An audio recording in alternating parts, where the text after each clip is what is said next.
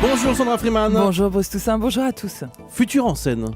Le Festival parisien du numérique vient d'ouvrir ses portes pour quelques jours. Un espace y est dédié à l'éducation. La question du numérique dans l'éducation est aujourd'hui centrale. D'ailleurs, dès la rentrée de septembre, l'école doit faire son entrée dans l'ère du numérique. C'est un objectif fixé par Vincent Peillon dans le cadre de la refondation de l'école. Eh bien, le festival Futur en scène met en lumière différentes pistes pour répondre à ce nouvel enjeu. Alors, quelques exemples de ces outils numériques innovants. Il y a par exemple la tablette pour l'éducation digitale. TED, T-E-D, qui est la première tablette éducative 100% française.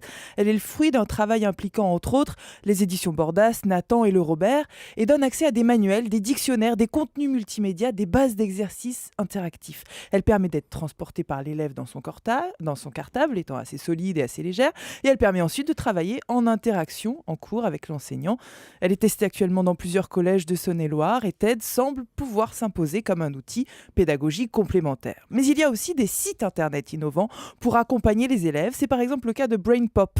Pour naviguer dessus, soit on clique sur une matière français sciences, soit on y entre un mot-clé et à chaque catégorie, on trouve un petit film ludique et pédagogique accompagné de quiz interactifs, d'un kit info, d'expériences à réaliser en classe. C'est malin et c'est accessible en libre accès sur Internet et ça peut être diffusé en classe. Donc avec le numérique, on peut réconcilier savoir et pédagogie. Oui, les partisans de la connaissance et les pédagogistes peuvent enfin se retrouver.